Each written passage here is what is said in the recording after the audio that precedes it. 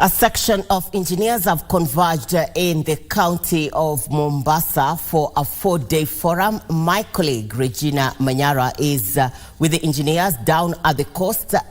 Regina, good afternoon.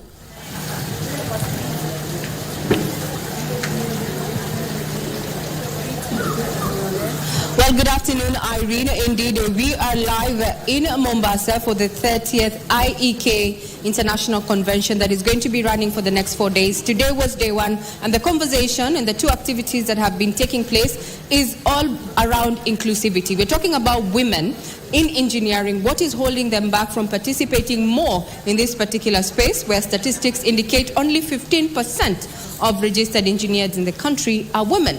The other question is, what does the future portend for engineering? And this is where the youth and the young budding engineers come in.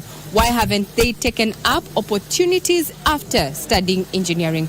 And to put this into perspective, we have former IEK President, Engineer Nathaniel Matalanga, to let us know what he thinks about this year's theme and those two challenges that we have highlighted. Good afternoon. Good afternoon, Regina. Thank you very much for having me. We at the Institution of Engineers of Kenya are working very hard, and that's why we are having this conversation on this first day of the 30th IEK International Conference to ensure that we bring on board many women into engineering.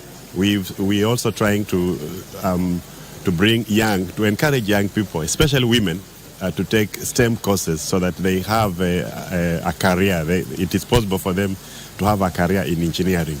The challenges that we are facing does not only affect women, but affects all young people who are graduating from engineering schools.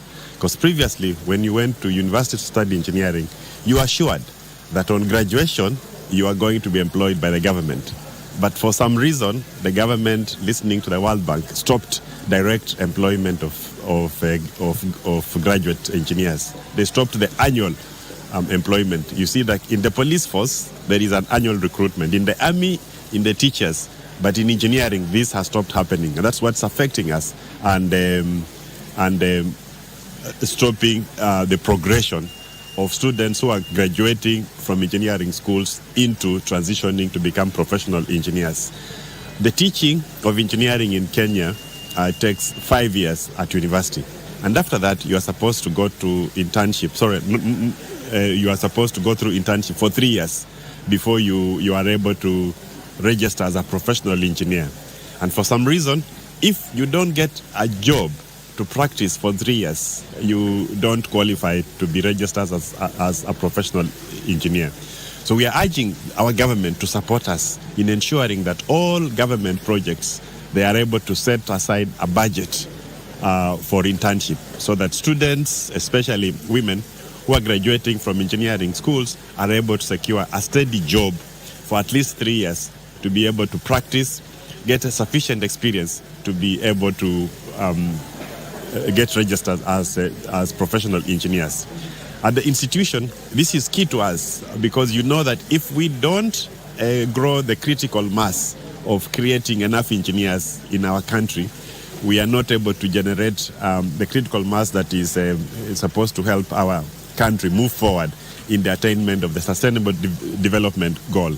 Engineering is at the center of this, and Kenya as a country cannot be developed by foreigners. We need ourselves, our own local people, to be able to be trained, to be able to fill this gap for us. At the moment, the numbers are very low. Based on the UNESCO ratio, we require to have one engineer for 5,000 people. But at the moment, maybe we have one to about 25,000, which is very low. So we need to be able to grow this number to be able to attain the critical mass of engineers. Thank you. Well, Mchuma, there you have it. This is a convention that is going to be running for the next 4 days, where the theme for this year is Engineering a New Era. And for that, a call for, have more inclusion, especially for women and youth, relying on government to change some of the policies and have them support this particular noble profession that has been termed as a game changer, because engineering is problem solving. Tomorrow, we're going to have none other than Deputy President Rigathi Gachagua officiating this particular convention. So we keep tabs on what is going to be discussed here and the way forward for engineering. Now back to you, Broadcasting House.